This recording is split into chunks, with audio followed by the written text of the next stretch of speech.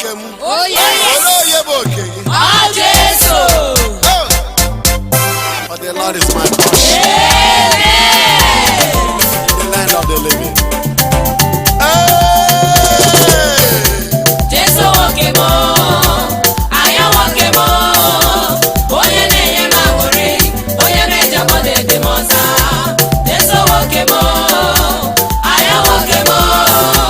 Oye neye magori, oye meja bode de moza. Gido we mbanile, aragele aya naso.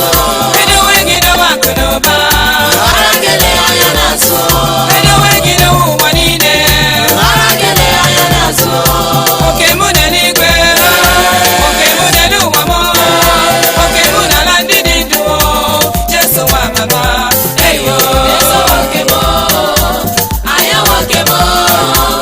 Oye neye magori, oye meja bode de moza. Oke muneligwe, oke muneluwamo, oke munalandididuo. Jesu wa mama, eyo. Jesu woke mo, aya woke mo. Oye neye magori, oye meja bode de moza. Otowe shanai, agi woke mo, agi woke mo. Ashigi badala no yo mago, yo mago. Oke mine wobe bada wero chino, bada wero chino.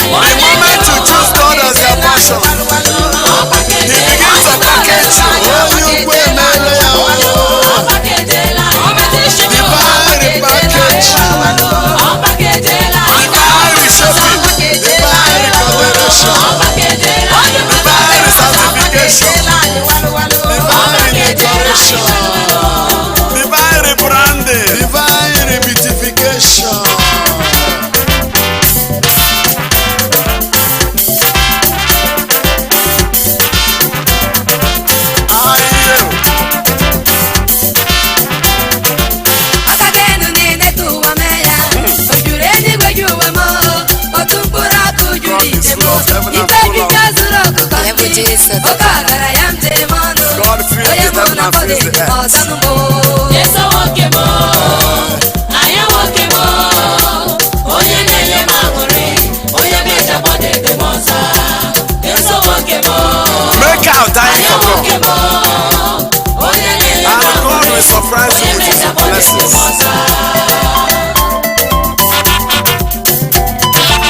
Don't be too busy that you have no time for God. You need God in your life. In this your situation, you need God. And you see his redemption and his salvation.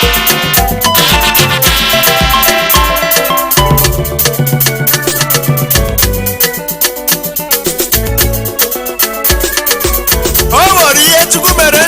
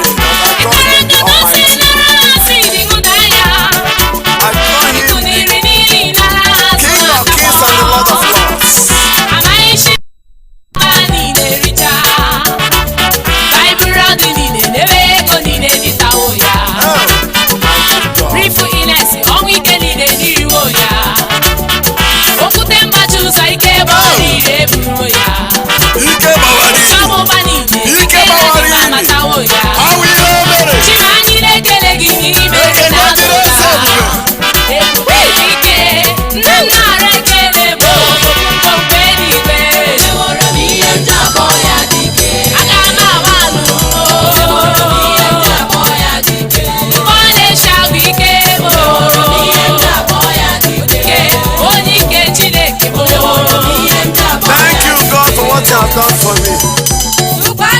I magnify your name, O Lord, for what you have done for me. My life is full of miracles unto testimony. In fact, I'm a living miracle. Children of God, believe that you are mobile miracles.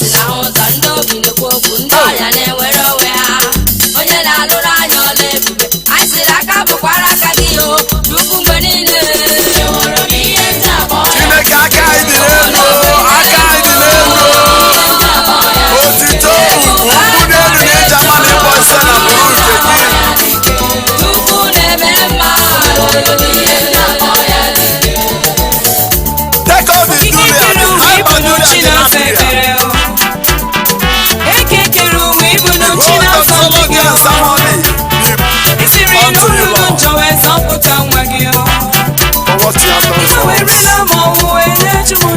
Take the adoration, take the adoration. We adore you. Worthy is the lamb that was slain.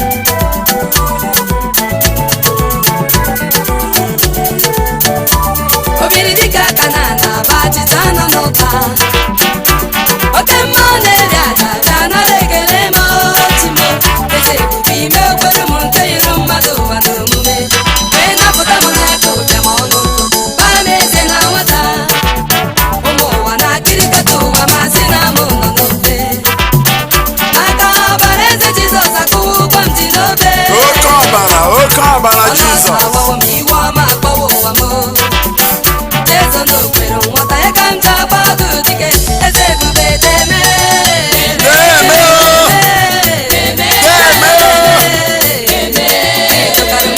atịta nọ n'ọka ekele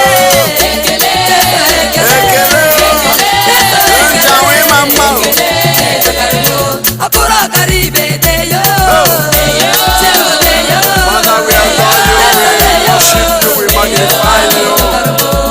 We glorify you, Lord.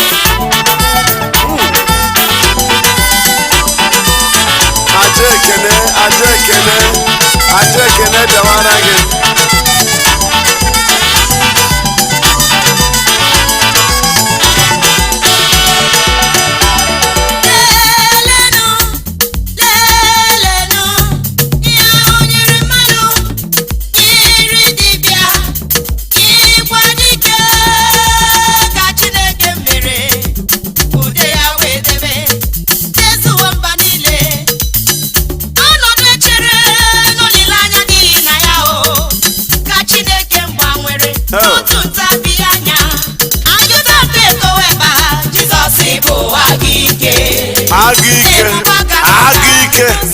The lion of the tribe of Judah. Onye gbadara n'ili chite igodo ndụ n'ọnwụ kwechiri agụ ike lamshiwo njao Jizọs njao Onye mmeri ka ị bụ agụ ike kene o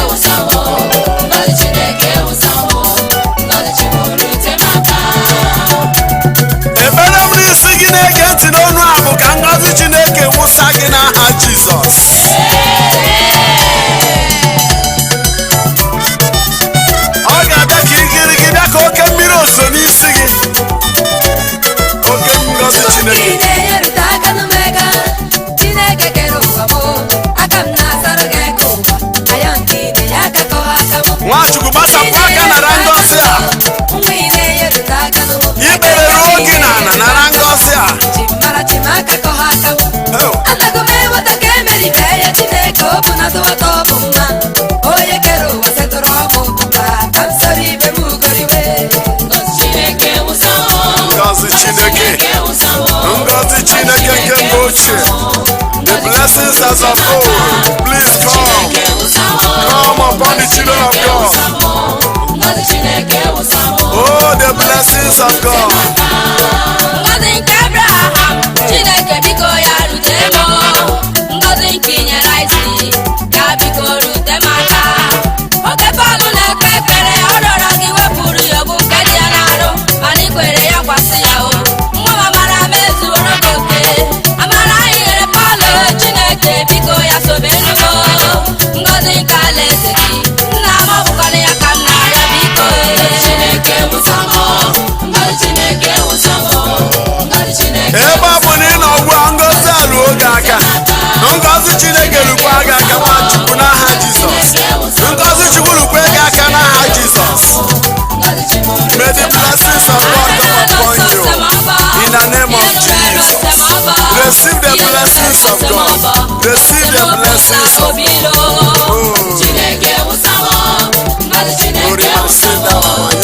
The right sign of the blessings of God. Oh Lord, may your blessings begin to rain. As the latter rain and the early rain, let there be an inundation of the blessings of God. Receive it and shout amen.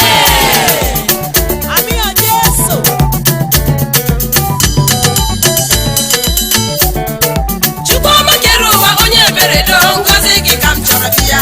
Ọkwa m batara n'ime ụlọ nsọ gị, ọrụ nsọ gbaga na sanctuary. Ka mmiri ndụ gị zọsa m, ọnụ kwuru njọ wee You just need the blessings of God and your life will change. ọkpụkpụ kpọrọ nkụ ga-adị ndụ. Receive the blessings. Ozuzo na-akara aka m, ọ bụ ya ga-enye m aka nchawa. In Zechariah 14:11, He turns your curses into blessings. Be filled with the blessings of God. Be inundated with the blessings of God in Jesus' name. Please, Father. Please, Jesus. Please, Holy Spirit. Fill your church with your blessings. Oh.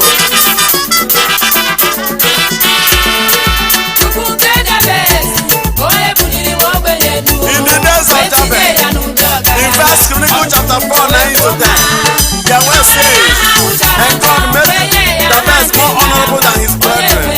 For Jabez prayed, that you might bless me, Lord, that you might expand my coast, O Lord, that the house will be what I'm doing, O Lord, that you deliver me from all evil, O Lord. Bless your people again, O Lord, as on the days of Jabez. Oh. I thank you, Father. Son and Holy Ghost, blessed Trinity. I thank you, Father. Son and Holy Ghost, blessed Trinity. You are doing good.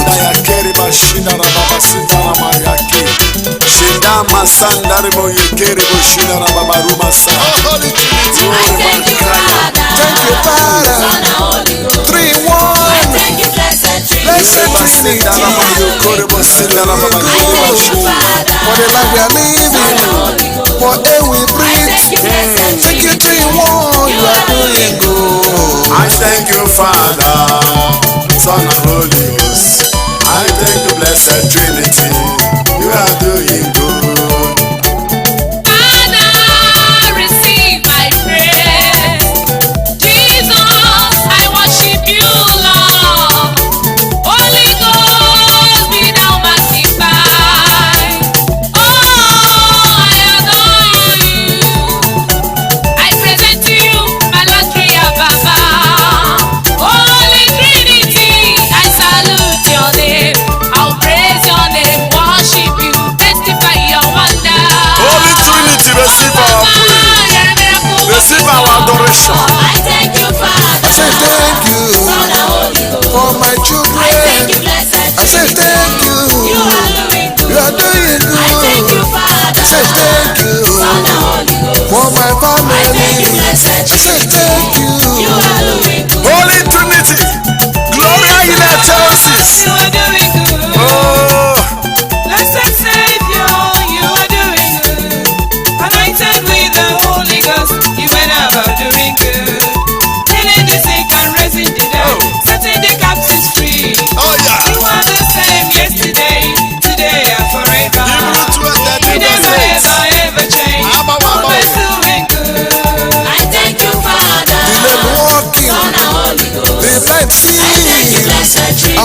Adoration Ministry Enugu Nigeria. They don't speak it, but don't receive it. Oh, thank you, Lord. Holy Spirit, we adore you. Take our adoration. Adoremus. Adoremus. Oh, adoremus. Gloria in excelsis. Thank you, blessed Trinity.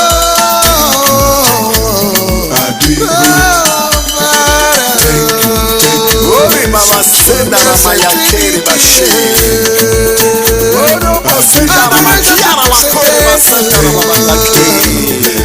For your good works in our ministry, The presence of God is here. oh, Father,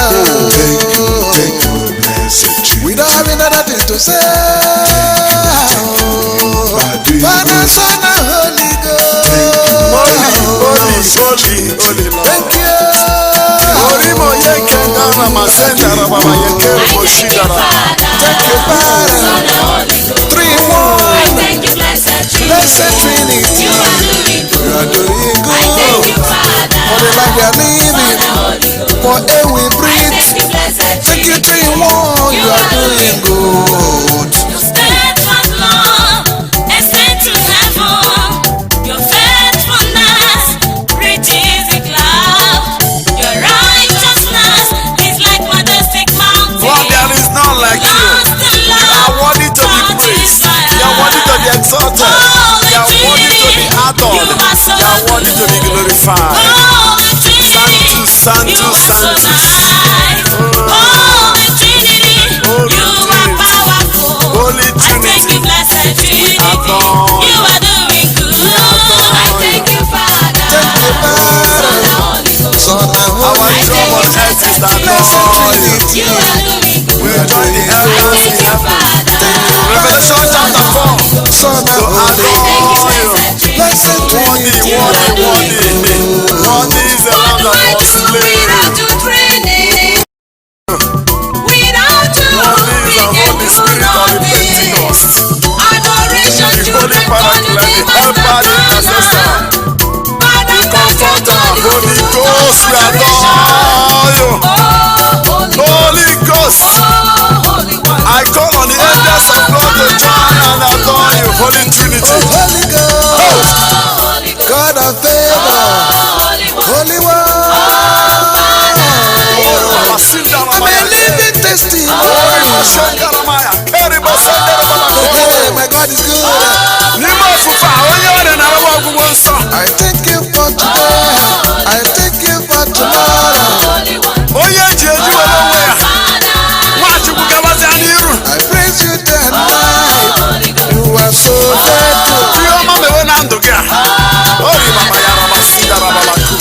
Oh, Holy Ghost. God of favor. Holy One. I'm a living testimony. Hey, my God is good. I thank you for today. I thank you for tomorrow. Sharon Abednego in the fire and dance with the fat man in the fire. I praise you day and night. You are so faithful.